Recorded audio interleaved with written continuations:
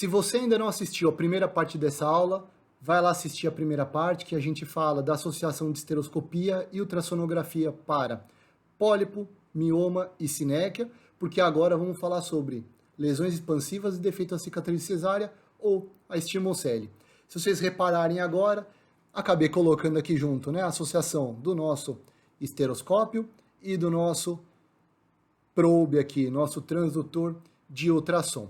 E já deixo aqui o agradecimento mais uma vez à comissão organizadora, principalmente Gustavo e Adilson, que moram no meu coração. Muito obrigado pelo convite.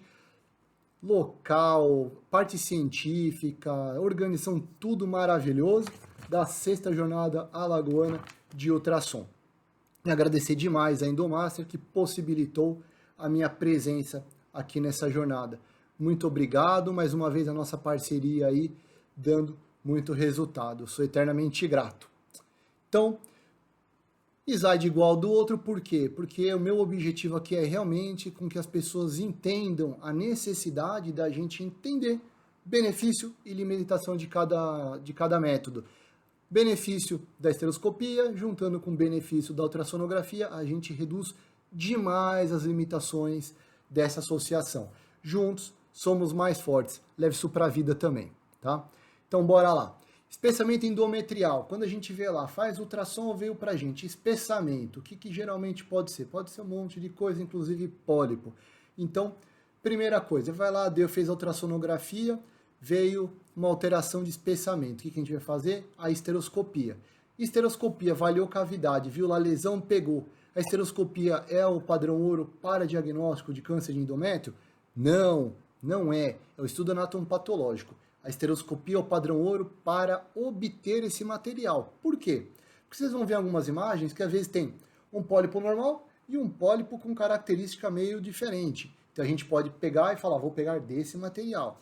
Às vezes a gente entra na cavidade e a cavidade é toda limpinha. Pega aquela senhorinha de 70 anos lá, tudo limpinho, limpinho, limpinho. Naquele cantinho tem uma lesão, tem uma formação focal apenas, em que às vezes na cureta a gente acaba comendo bola, principalmente região cornoal, região fúndica, tá? Tanto cureta quanto aspiração. Aí eu vou com o meu esteroscópiozinho e pego lá bonitinho. Porém, eu não posso dar esse diagnóstico de câncer, hiperplasia. Por quê? Porque a visão macroscópica engana. As características da lesão, por exemplo, de hiperplasia com a atipia e o câncer endométrio são muito parecidas. Então a gente não pode dar. Então aí quem vai resolver esse nosso problema pra gente é a terceira base dessa nossa pirâmide, que é o nosso colega patologista. Então vocês estão vendo, né, que a associação das técnicas resolvem muito mais. A gente precisa saber trabalhar em todos os ambientes, tá? A ultrassonografia, ela é muito importante para fazer a triagem. Novamente vou relembrar, para ter bastante colega residente que assiste a aula. Lembrando, não existe guideline no mundo. Se em algum momento isso mudar, se em algum momento tiver errado, escreva aqui embaixo colocando referência. Mas até hoje, abril de 2024, não existe nada que justifique fazer ultrassom de rotina. Não existe nenhum trabalho que mostre que tem que fazer ultrassom de rotina em pacientes do menacne nem na pós-menopausa. Mas vamos esquecer essa situação, vamos entender como que funciona hoje aqui no Brasil. A ultrassonografia faz a triagem e eu quero tirar um peso do coração e da cabeça dos colegas ultrassonografistas. Para a gente, não faz a menor diferença se o pólipo é um espessamento ou se o espessamento é um pólipo no ultrassom, porque eu vou fazer esse exame e eu vou lá olhar.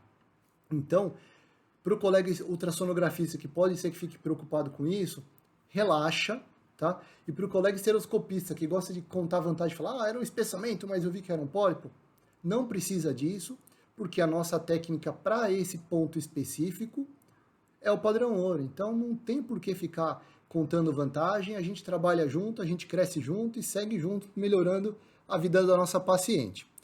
Então nesse caso, por exemplo, aqui, temos um pólipo, né, com uma formação bem suspeita, vaso grosseiro, calibroso, irregular, aspecto friável, e do outro lado, ó, o polipinho bonitinho aí, ó, não é, ó, toda a bordinha regular, vaso pequenininho, tudo bonitinho, tá?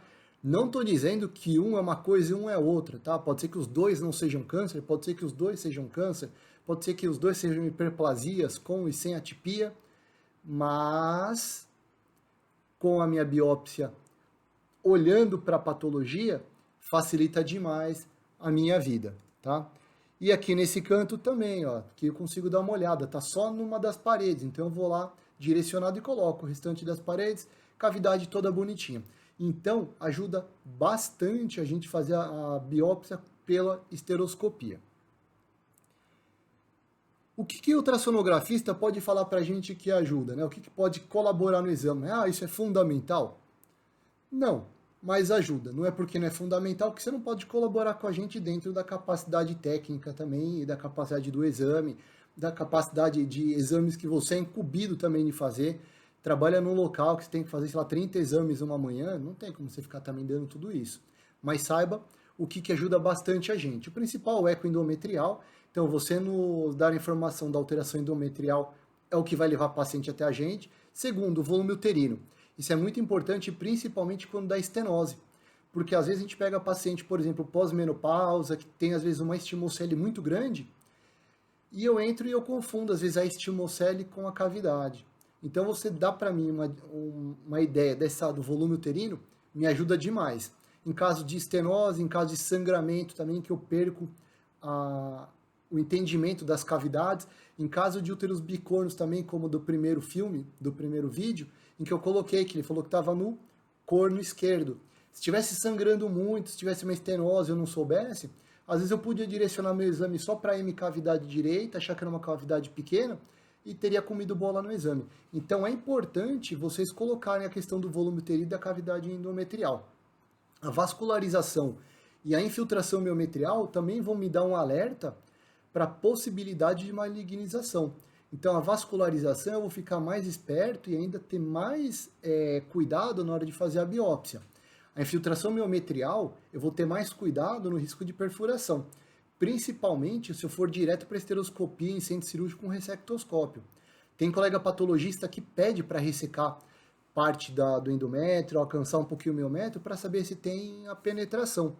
Se eu sei que já tem uma infiltração nesse local, eu não vou me meter de besta de passar a alça lá do lado. Por quê? Porque pode ser que eu perfure, pode ser que eu fragilize essa parede, a hora que aumente a distensão eu rompa e fure a cavidade pela distensão. Então são dados legais que você pode passar para a gente, ultrassonografista, e que pode melhorar não só a eficácia de obter esse material, como também aumentar a segurança durante o procedimento. O ultrassom também pode ajudar muito em casos que eu não possa fazer a esteroscopia, seja porque não tem disponível no local, ou seja porque a paciente não tolera, ou porque a paciente não quer fazer o exame, ou porque tem uma estenose importante, um risco cirúrgico da paciente ir para o ambiente cirúrgico, né, um risco anestésico que ela não vai fazer. Então a gente às vezes pode fazer um segmento desse espessamento endometrial através da ultrassonografia. O ultrassom com Doppler ele é muito superior para a avaliação endometrial, inclusive quando comparada com a ressonância. A ressonância ela faz uma avaliação boa de infiltração do miométrio, mas para ver pólipo, para ver isso aí, ela não funciona bem, o ultrassom é a melhor escolha. Tá? Então, mais uma vez eu estou mostrando a vantagem da gente sempre trabalhar junto. Nem sempre a esteroscopia vai conseguir avaliar toda a cavidade endometrial, vai ter casos que a gente não vai conseguir passar. Vamos mostrar a estimocele. A estimocele é uma patologia relativamente nova, né, que a gente está descobrindo. Está cada vez mais comum por ter aumentado o número de pacientes que tiveram cesárea. Estimocele é uma loja que se forma. Aqui é o útero pós-gravídico, aqui é a cicatriz da cesárea no útero, em que forma uma fibrose. Só que a hora que o útero ele causa, né, ele contrai e regride de tamanho, por ser fibrótico, essa cicatriz ela não consegue ter essa regressão. E ela vai fazendo o quê? Ela vai formando um ar como se fosse uma barraquinha daquelas de camping militar, e ela forma uma região onde pode acumular líquido. Então, quando ela acumula líquido, ela se torna a estimocele, uma região que faz um acúmulo de líquido lá dentro. E ela pode ter um monte de forma. Ela pode ter o formato, por exemplo, triangular, ela pode ter o formato semicírculo, pode ter um formato quadrada, de ômega, né, como se fosse uma casinha, de gota, pode ser um monte de coisa. E ela confunde a nossa visualização. Dá uma olhadinha aqui para vocês, ultrassonografistas, esse caso aqui. Isso aqui foi um Mirena que a gente colocou. E Depois, na avaliação, ela tinha uma estenose importante, foi intraoperatória, o paciente foi, acho que, tirar um pólipo junto também. E olha só, eu peguei essa imagem aqui para mostrar, para a parte didática mesmo. Olha o tamanho dessa estimocele, para vocês verem como às vezes não pode confundir. Tá? Então, é legal a gente ver para entender o que é essa estrutura. Qual que é a correção aqui? O que é o nosso objetivo? A esteroscopia não tem a capacidade de cortar de um lado, cortar do outro, grudar e suturar. A gente faz, na verdade, a gente faz uma ressecção de uma parte ou toda parte desse arco fibrótico para fazer despencar. Então, na hora que eu despenco esse arco, eu faço um corte que pode ser ou em cima ou embaixo, ou 360, tem várias teorias disso, e todas mostram, tem resultados parecidos. O objetivo é fazer despencar essa parede e deixar de formar essa loja e ficar uma coisinha reta. Então, na hora que eu vejo, né, em longitudinal, isso aqui, ó, ele faz como se fosse aqui, ele faria uma loja, né? E a hora que eu corto, ela despenca e ela fica aqui em longitudinal de compridinho, uma loja pequena. Então, ela aqui de lado e ela aqui de frente. Ela aqui de frente, ela ficaria como? Menor, reduzidinha aqui. Eu vou mostrar melhorzinho esse vídeo no terceiro vídeo, mostrando aqui sobre alguns dados importantes aqui, que vai ficar só no Sterology. Um cuidado que vocês têm que ter. Vocês têm que dar sempre a distância até a bexiga aqui. Por quê? Porque acima da parte aqui anterior vai estar a parede vesical. Até 3 milímetros a gente pode ressecar. Passou de 3 milímetros, aí a indicação é fazer por via laparotômica, laparoscópica, vaginal, robótica, outra via que não a esteroscópica. Tá? Vou mostrar já um casinho desse aqui do lado. Quem resseca aqui a parte de baixo, toma um pouco de cuidado nas paredes laterais por causa das artérias cervicais. Então vai com calma no corte. Embaixo, não sei se faz tanto sentido, porém, quando você corta todas as paredes, cuidado com a formação de sinéquia pós-operatória. A questão dessa fibrose, tá? A gente vai lembrar que talvez um dos motivos de todos os trabalhos mostram resultados semelhantes é porque qualquer local que você corte essa tenda de fibrose, você vai fazer com que essa resistência caia, como se fosse um arco, né? A teoria de arco romano de sustentação, em que qualquer peça que você tirar desse arco, ele vai cair. O importante é você tirar não só uma parte. Então aqui que a gente está olhando ela de comprida aqui na longitudinal, você vai ter que fazer um corte dessa parte no período inteiro. Porque se você deixar uma parte dessa fibrose em alguma dessa parte aqui do canal, ela vai manter a sustentação. Então não adianta você vir aqui cortar, por exemplo, só a parte distal e deixar proximal longe, porque ela vai se manter ainda arqueada lá em cima. Então você tem que cortar tudo, que eu já vou mostrar aqui no vídeo para vocês. Então aqui, a gente vendo na porção longitudinal, essa paciente formava aqui uma lojinha aqui, né? Formava uma mantinha líquida, ela tinha uma estenose. Então o que acontecia? Você vai cortar tudo de comprido aqui dessa estimocele. Não basta você cortar só um pedacinho. Então aqui, ó, na parte anterior, você vai cortando tudo. Lá de trás, onde eu vejo que tem fibrose, eu vou cortando tudo. Porque aqui vai deixar, aqui ela tá desse jeito, eu vou tentar fazer despencar. Então, se eu parasse de cortar, por exemplo, eu cortasse só a metade disso, tivesse uma parte, ia despencar um pouquinho e a outra ia ficar sustentada, tá? Aqui nesse caso, o que eu fiz? Tinha 3 milímetros de distância só até a parede vesical. O que eu optei em fazer? Chamei a minha colega, doutora Eliana, para me ajudar junto com o ultrassom. Então, o que isso me proporcionou? Me proporcionou uma segurança de poder realizar esse procedimento com um risco de perfuração menor, tá? Então eu aconselho demais quem tiver uma proximidade de vesical pequena, tiver uma ou insegurança, de realizar o procedimento com a colega fazendo junto. Então eu ia lá cortava, vê que eu tiro sempre lascas bem fininhas. E eu chegava para ela e falava, e aí Eli, como é que tá? Ela lá com o ultrassom falava, pode ir tranquilo ainda, tem um espaço de segurança. Também por quê? Porque na hora que vai caindo, né, ele vai despencando um pouquinho, o miométrio vai afastando e eu vou ganhando espaço também.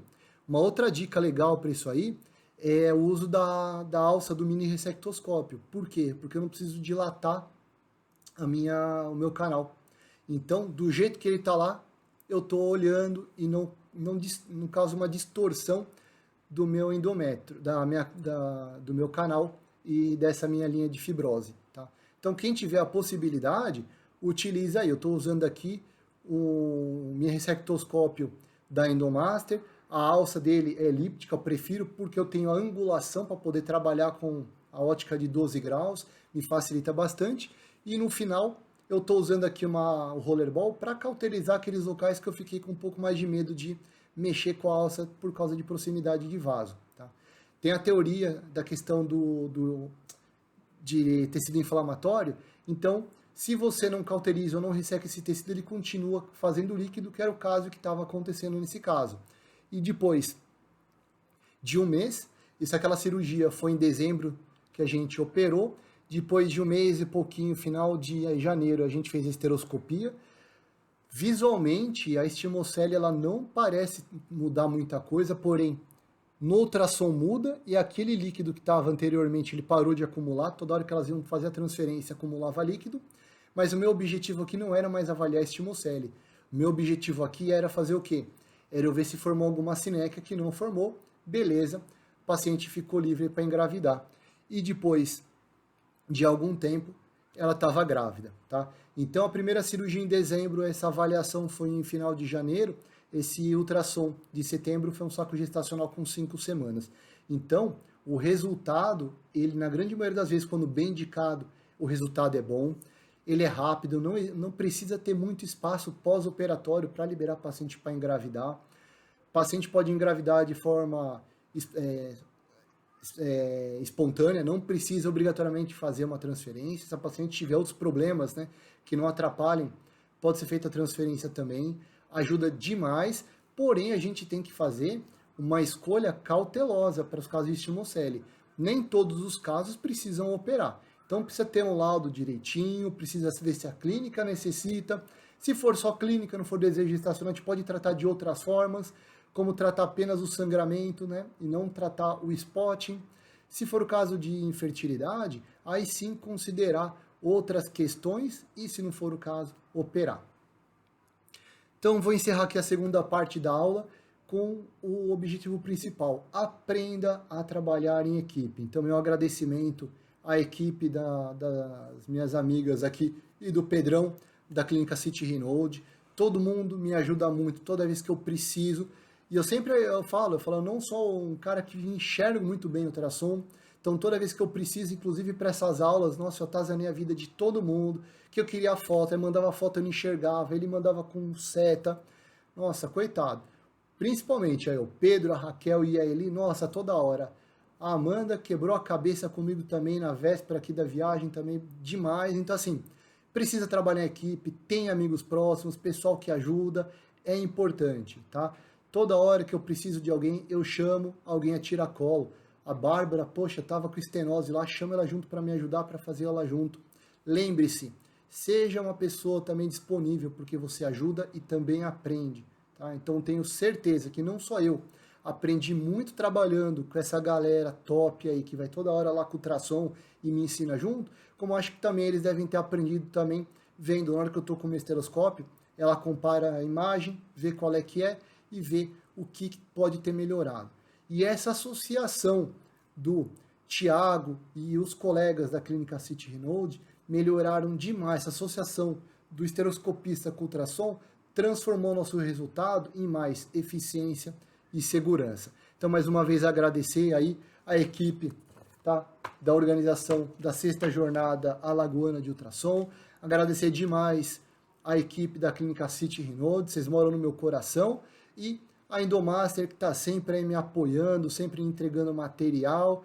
Agradecer, ontem foi um sucesso, tiramos o pólipo aí ao vivo, foi maravilhoso. E tudo isso aí graças ao apoio de vocês. Muito obrigado, até a próxima. Tchau!